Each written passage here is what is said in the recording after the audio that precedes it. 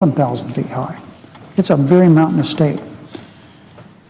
And so Reid speaking live now at the unveiling of his portraits. We're going to cut out of this to go there live. I gave a long speech this morning, and so everybody just relax. This isn't going to be a long one. As most of you know, I don't talk long. I probably talk too much, but not long. But as I look around the room, I have such warmth for so many different reasons. My wife, my children, my grandchildren down to the front row. Beautiful human beings, inside and out. I look around this room and see my staff, former staff. They have made my career. I take the credit for it, but they've made my career.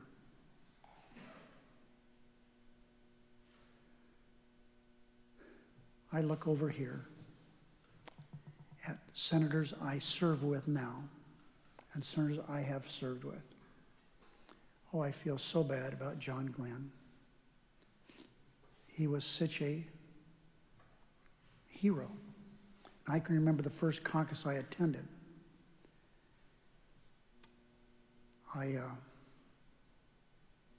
John Glenn said,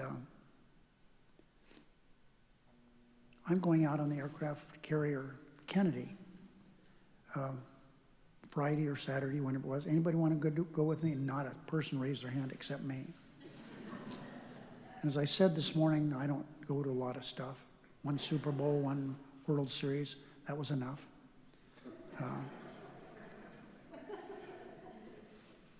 Never been to a congressional White House ball. Went to one state dinner. That's because of Rory. Spent 2 years in Argentina. Went to one congressional picnic. That's because of Key. Wanted to show off for Miley, and he did a good job because they're married now with 4 children.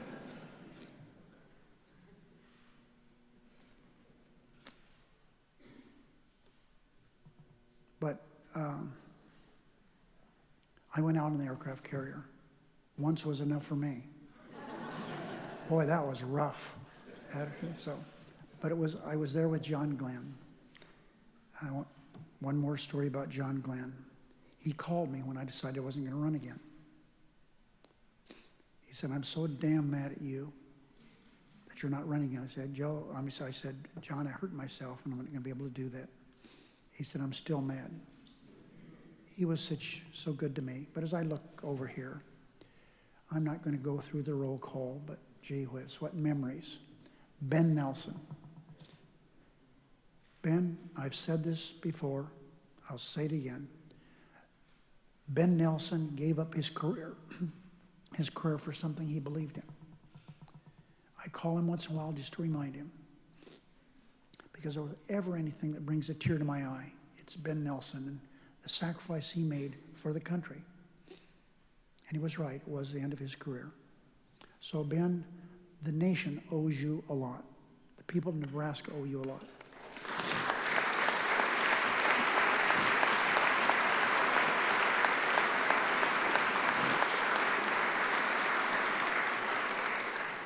And you've heard about the Screw Nevada bill?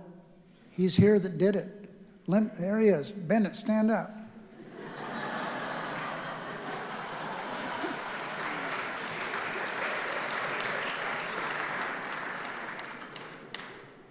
But I'll tell you, we are the reason, you and I and a few others, why earmarks should come back.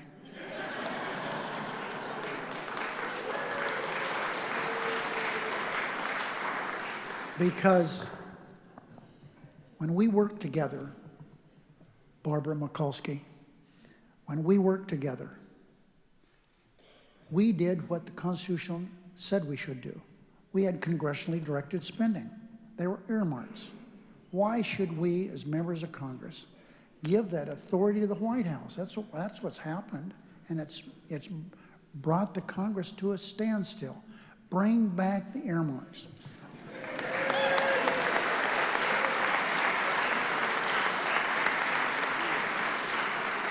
And one of the great earmarkers of all time is right down there, with the red tie.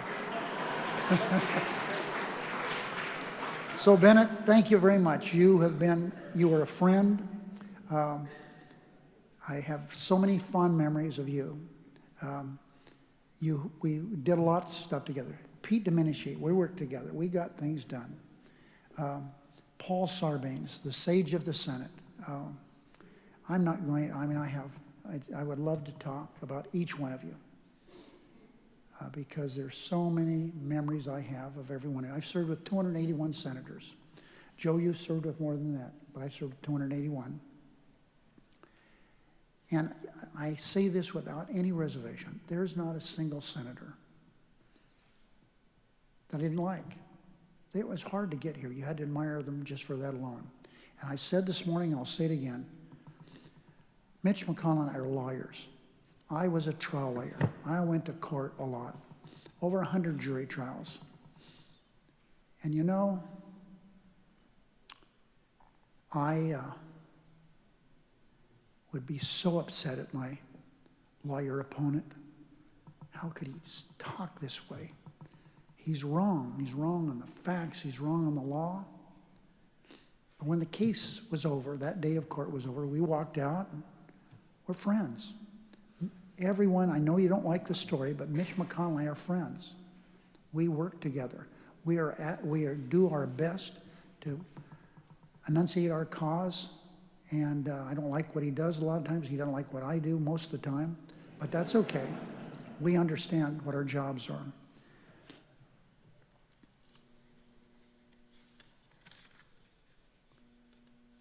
Now,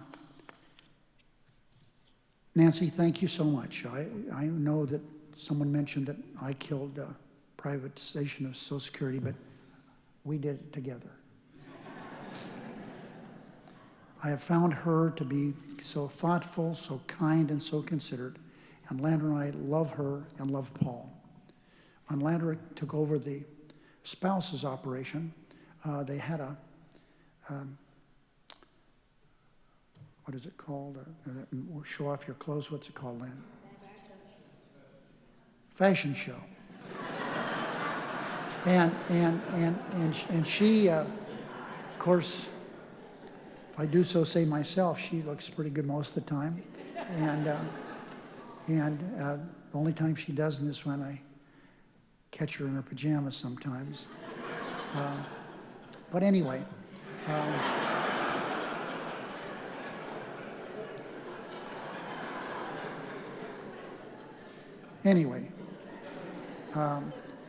Paul Pelosi, this handsome man, would you be part of our fashion show? Of course. He walked down there just with everybody else. He got the biggest applause of anybody. So Nancy and Paul are good sports. They're good people, and I'm going to miss you so very much, Nancy. Hillary Clinton. There's no way that I, in the brief time I have here today, can adequately pay tribute to Hillary Clinton as a person, as a leader, as a role model, and a friend, a loyal person. She's one of the finest public servants in the history of our great country. She's a skilled statesman, or should I say a skilled, how do you put statesman, woman, whatever, but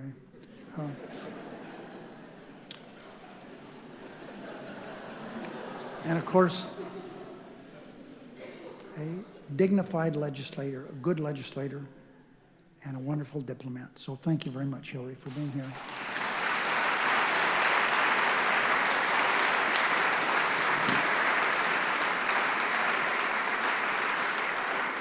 But I do have to say, I mentioned her loyalty. My son, Rory, basically took a year and a half off work to work on her campaign 8 years ago.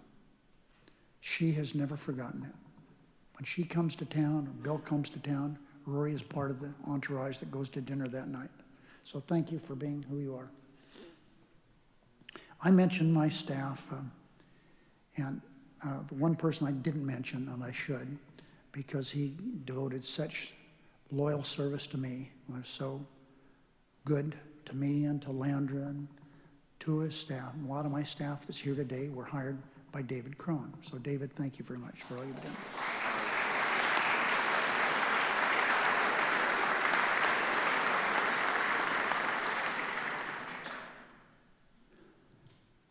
Now, did Rahm Emanuel show up? Where is he? Mayor, has your finger ever grown back? No. Rahm Emanuel, in case you don't know, on this little private joke, he was cutting meat and whacked off his finger. And I guess I shouldn't joke about that, but he's done okay with missing part of a finger. Rahm, I know you have some real obligations as mayor of that huge, very, very beautiful city. But I want everyone here to know that he was President Obama's first chief of staff, and he took no prisoners.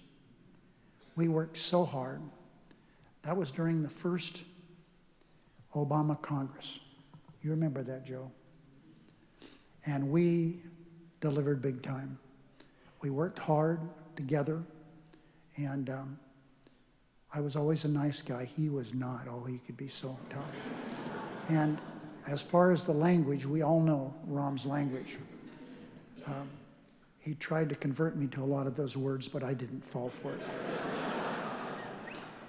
Rahm, but thank you very much, because that Congress that we worked with the president, the vice president, our Congress, was the most productive in the history of the country, more so than the first Roosevelt administration. And I'll never forget, we did a lame duck. That was a lame duck we'll remember, because Lindsey Graham was so impressed with what we did that he said numerous times, Harry Reid ate our lunch. And of course, you were behind a lot of that, Rahm. So thank you, Rahm, for being here. That means so very, very much to me. Chuck Schumer.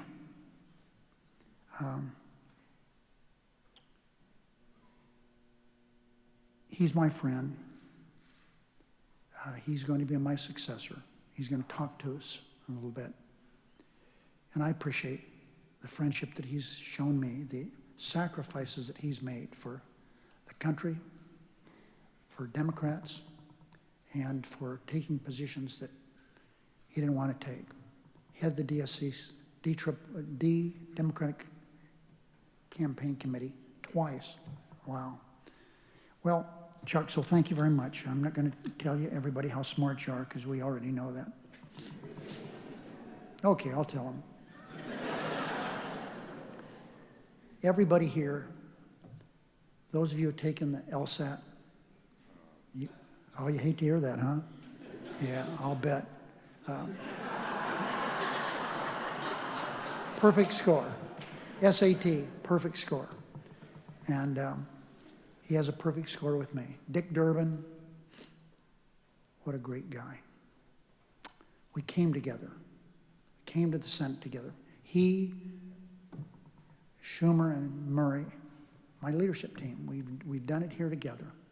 I so admire Dick Durbin for the person he is, the sensitive man. He legislates. There are very few people legislate as much with their heart as he does. He legislates with that heart. He has a heart as big as his chest. Dick, thank you very much for being the friend that you've been to me.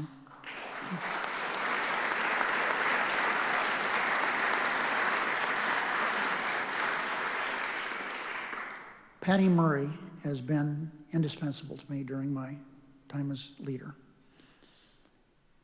Her counsel has always been private.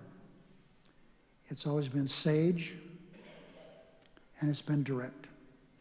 Not a lot of words. I appreciate it very much. And I'm very happy to know that Senator Schumer is going to have them as part of his leadership team, and it's something you'll never regret. I talked this morning about majority leaders. Well, one of them's here that is as responsible as anyone for allowing me to be a leader, Tom Daschle. Tom, thanks for being here.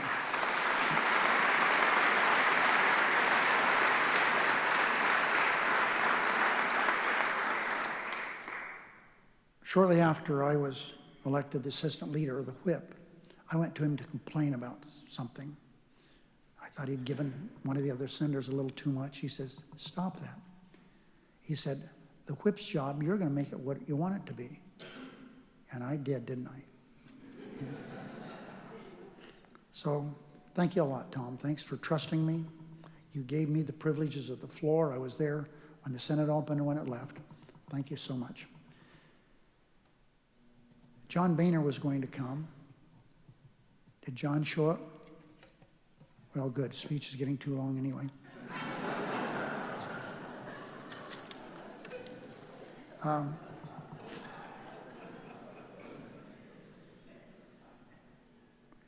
You know, I can't thank everyone who's here today, but please know how much you've meant to me. I wish I could talk to each of you, but I can't.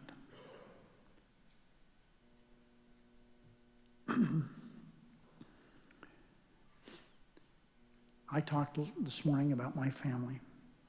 I love my boys and my girl and my 19 grandchildren, 5 children Landon and I have had. And as indicated this morning, we learned from them when we were, the first 2, we were children raising them. And then we call them the big kids and the little kids. And then we waited 6, 7 years and had 3 more. And we've learned with them, just like we did with the big kids.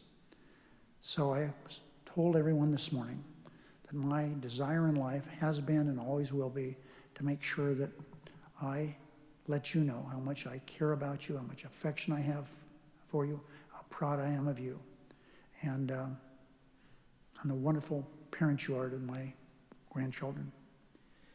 Landra and I have had a love affair for more than 60 years. She was a sophomore in high school. I was a junior. And we've been inseparable.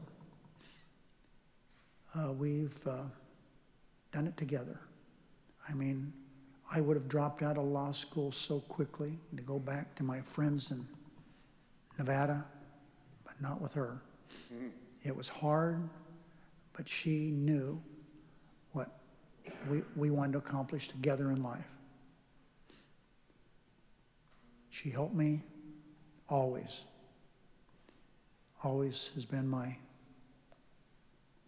rock. And above all, my lover and my friend. So, this room is filled with leaders of the Senate, leaders in the House, Vice President, former Secretary of State, the Majority Leader of the Senate. We all know what leadership entails. It's not easy and not glamorous a lot of the time. Leaders understand the highs and the lows. As I said this morning, it's joy and then, wow, what are we going to do now? As much as I love my job as leader of the Senate, there have been times when I've been terrified, frustrated, but you know, the terror and the frustration passes quickly. And Chuck, that's what you have to realize. We've had a lot of issues, and we're not going to go through them, but we've made it through them. So I feel gratified that someone with my background could be a leader for our country.